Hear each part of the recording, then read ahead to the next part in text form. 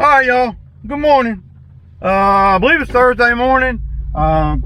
It's raining bad, but I got a few things I got to take care of no matter what. I'm not working, but I ran out of welding wire on the deck last night, so I got to buy wire. I'm gonna buy some implement paint, to touch it up, when I'm done, after I put some primer and stuff on it. And I did put some rust inhibitor, and it's pretty expensive. It doesn't take a lot. I put some of that on it. So yeah, it's raining too, man. So I got a call from Chris over at Blind TV. I'm going to give him a shout real quick, y'all. Oh no, man. I can't see. I can't see. What's up, man? Not much, man. How are you? I'm good, good. It's raining down here bad, dude. Oh, man. I just got over Rona. Oh, yeah? Damn. Yeah. I saw the video yesterday with you and Ranger. Yeah, man. Fabricating. I ain't paying $300 for a shoe blocker. There's no way. No, man. I mean, all I got to do is just look at a few of them, and if you can cut and weld steel, you're good. All you got to have is a grinder.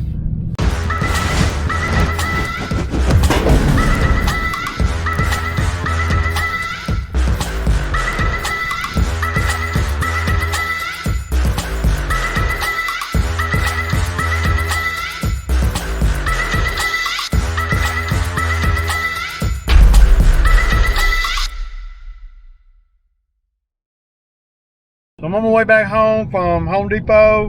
What a nightmare. Yeah.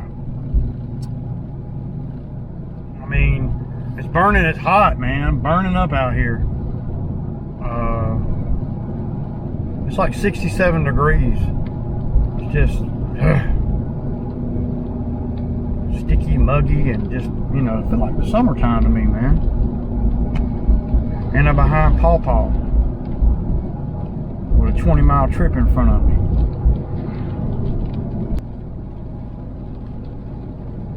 But yeah, so I talked to Chris over Blind TV for a minute this morning.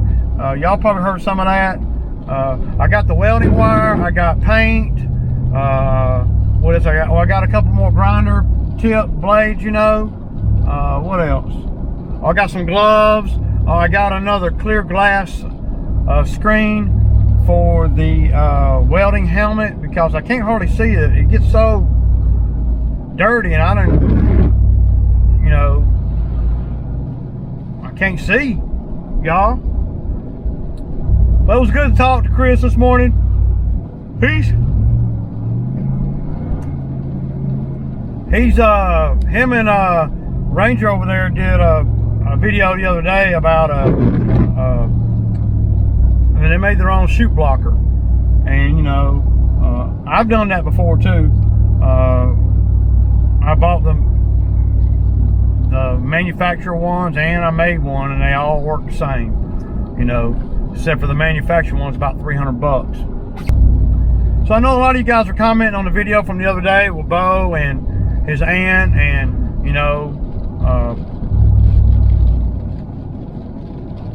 a couple guys came in the comments was coming in the comments, and they were saying that Bo was right, that he does have a right to be there if he's been there for so many days or whatever. Well, yeah, I guess if you want to look at it solely based on the law, right? All right, finally. Yeah, we're around this guy. If you want to look at it based solely on the law, and if somebody was paying rent and doing like they're supposed to, then you would have a hard time doing that, But Bo just posted up over there. He ain't asked her or nothing. I mean, so there's that. And the reason I'm so anal about that kind of thing is because I have actually rented space to somebody, you know, back years ago, probably, you know, 2004, 5, somewhere around in there, and they wouldn't. We did them a favor by letting them come stay, and it was a lady, and we were just gonna kind of help her out, you know, and she was gonna pay us. She had a good job. She was gonna pay us blah blah dollars. Only to find out when she got there that she really didn't have a job. Okay, really was in the house all day, laying on our couch, watching our big screen, you know, smoking all day, smoked cigarettes all day, and didn't pay us nothing.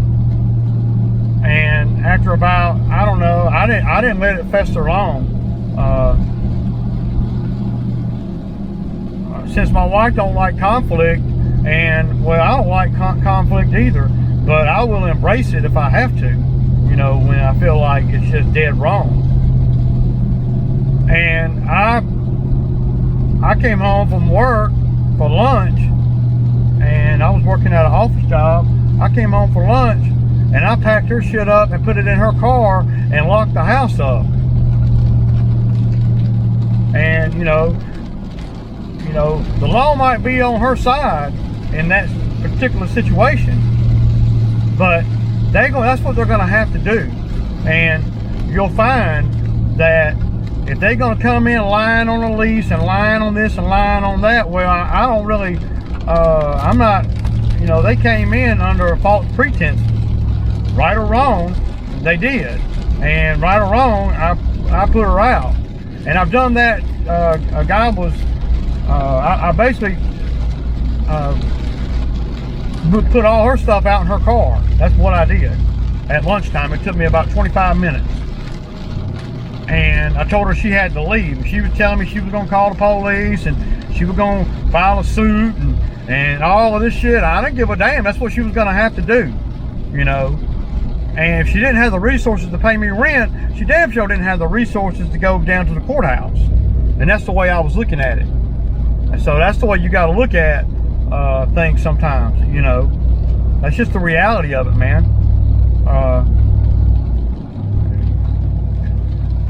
And then another guy was renting a room from my mom. When my mom lived up in Sandy Springs. This has been about 4 years ago. And she was fixing to sell the place, and the guy wouldn't move, you know. And he was telling her, you know, that she was gonna have to go to the courthouse and blah blah blah blah blah blah blah. And all that might be the legal way to do it. And I'm not suggesting anybody break the law, but I'm suggesting that you do what's right.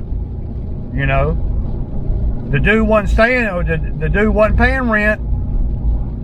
Began smoking in the house. She got COPD, a huge health risk. What else was he doing? Oh, he was a hardcore alcoholic. You know, I put him out. He went to work one day. He came back, and all his shit was out in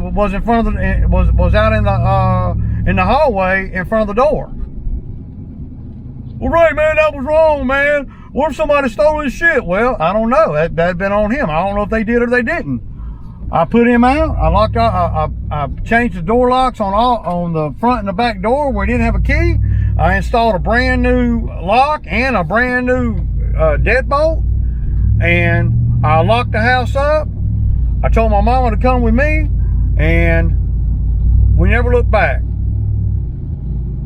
He was out. You know, nothing he could do.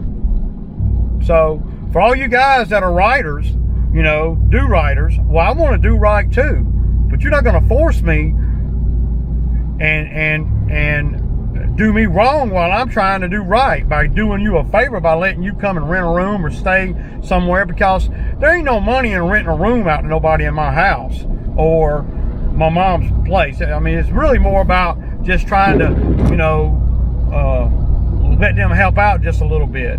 It ain't, you know, it ain't, you know, a big money maker or nothing.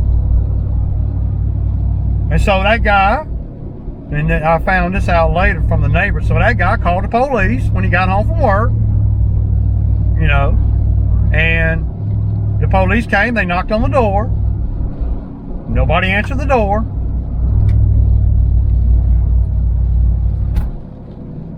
I mean, there wasn't nothing they could do. So, you know, these lowlifes that want to play games about rent, well, you know, everybody's not going to follow the rules like you're supposed to. Just like you didn't follow the rules when you signed up to rent a room. So, you know, that's just the way it is. And worst case scenario in that particular situation is what? What was the worst case scenario? The guy didn't have my phone number.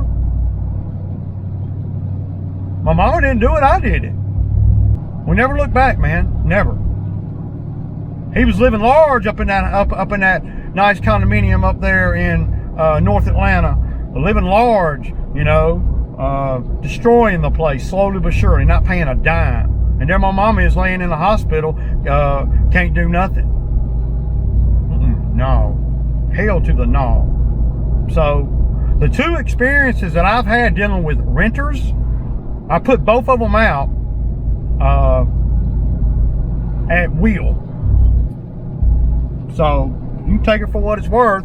I ain't saying everybody do that, but I did. And what that does is that puts it on them. Instead of it putting it on me, the guy trying to do right and trying to let you stay in my house or pay rent, or my mom trying to do right and let you stay and pay rent, and then you don't want to pay rent and you want to destroy the place, and then you think I'm going to go down to the courthouse and file all the paperwork and stuff? Well, I ain't. You know, I'm the landlord from hell. I ain't going to do that. I'm going to put your shit out, and then it's on you to go. You go down to the courthouse and you take care of all that. Not me. And out of both of those situations, they both knew they was wrong, and they both knew that that they was going to have to pay some money, and if they won, I guess I would have had to pay some money or whatever, you know. But you're not going to drag me down to the courthouse to file paperwork to get you put out in 90 days, and I got to sit there and watch you destroy my place in those 90 days? Are you kidding me? Or 30 days or 60 days or whatever it is? Hell to the no, man. You ain't doing that crap, man. So, you know, but I don't rent places either. I'm not a landlord. I guess if I was in the landlord game where I had apartment complexes and you know, multitude of tenants, then I guess I would have to conform more to the law, you know. But I don't, and I'm not, and it's not my, you know, it's not what I want to be. So, just saying, man. I wouldn't hear none of that. And if they want to go down to the courthouse and file paperwork, they can. It's on them. And then I'll answer their paperwork instead of them answering my paperwork. Meanwhile, they're going to have to find a place to stay now. Now. Yeah, that's what I thought too. You know, I was like, man, you know. So I don't mean to sound so anal about that rent thing, man, but I just remember, you know, the vivid memories of somebody just trying to straight up stay in my house and not pay me, and then tell me I ain't nothing I can do about it. I guess that really just, you know. So I'm not trying to be super aggressive, though I sound, because it's taking my brain back to when that happened. I learned real quick that I don't have the mentality to be a landlord. I just don't. Because I just can't deal with that, man. So that's why I don't, you know, and that's probably one of the reasons why I'm not a landlord. So yeah, y'all. So Bo called me, and Bo's at the shelter in Griffin. So he realized that that's what he was going to have to do. And I guess that's why I was telling y'all about the rent thing. And there was no way Bo was going to be staying there. I mean, no matter what, you know. I mean, there was just no way that he was going to be able to stay there at Sarah's. Hell no, man. Not from my doing, but just from Sarah's, you know. And the bad thing about it is, well, not really bad. Sarah is renting that place, so she can't offer nobody a place to stay. It's not her place to begin with. So, you know, I mean, if you're renting a place already, and then you tell your buddy or whatever, y'all make a deal where they come in and pay you so many dollars per week just so they get back on their feet again, and you're a renter already, well, when it comes down to the law, you ain't got no right to do that, because it's not your place. You broke the law by letting somebody rent a room in a rental that you're renting and didn't put them on the lease and didn't tell the landlord or blah, blah, blah, you know. So I knew that well, I know Bo, and I knew that he didn't have the wherewithal, even if he was dead right, he didn't have the wherewithal to go down to the courthouse. And that's what you got to look at. Just like Bo looks at the wherewithal of taking advantage of somebody like Sarah, you know, people on the other side, they are looking at the wherewithal of what's Bo gonna do about it. I mean, you got to fight fire with fire in a lot of cases. Not all the time, but in a lot of cases. And you know, but anyway, I just got home. Like I said, I got everything I need. I'm fixing to go in here and make me a Sammy, and then I'm gonna you see how rainy and nasty it is? I'm gonna get in the garage, and I'm gonna wrap up the deck, the mower deck. I should be about done with it today. I even got some paint. Now, I don't know. I'm not gonna try to buy the Exmark paint. This paint right here will work, because once it gets dirty, it ain't gonna really matter. And I got some real good primer. So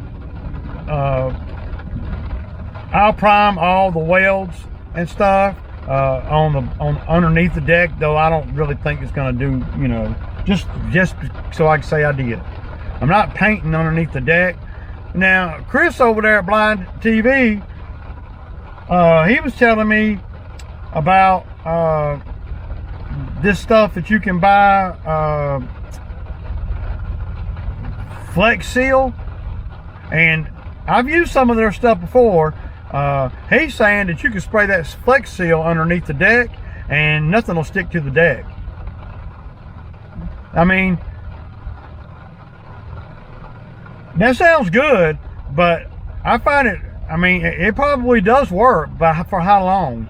I find it hard to believe that it's going to stay on there forever, you know, because, I mean, there's a lot of grit, sand, and rocks, and, you know, and just the acid off of grass and fertilizer eats into the deck. I mean, it eats into the rust on the bottom of a deck. So, you know, I don't really know. It probably will work, though. I wonder how long that'll work. I might get some of that and try it out, but I don't have to have the mower off for that. So, yeah, y'all. Anyway, it's rainy and it's Sammy time Thursday, y'all. More footage on the mower deck coming. Peace out. All right, y'all. So we're gonna continue on with it. I got the welding wire and everything, and kind of show y'all. So I'm gonna be welding this right here. You can see, and I'm filling in all these holes too that I see along the way, and there's quite a bit of them too. So yeah, y'all, time lapse coming.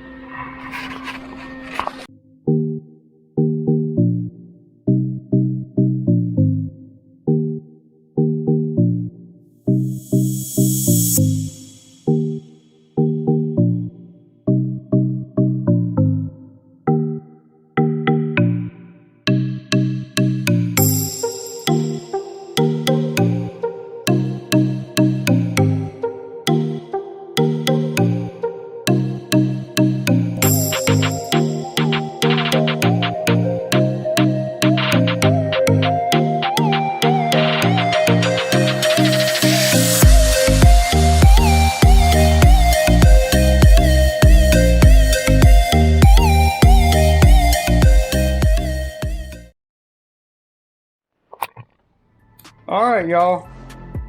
So that's about a wrap on this deck. And I know the primer really. This primer right here is good primer. And I know it really ain't gonna do anything, you know. But yeah, y'all kind of see it. This is about all I'm gonna do to the bottom of the deck. We got all new baffles in. Y'all see that. And I just ran, you know, I spray painted. I need to hit that little spot right there. I just put primer on all the welds. And I fixed a lot of little cracks and stuff in the deck too. Right there, and y'all see all the little bumps and stuff. It's better than nothing, you know. Wow, here's one right here. I need to get that because that's holding up. Yeah, these decks are built pretty stout, man. But yeah, this thing's ready to go for real.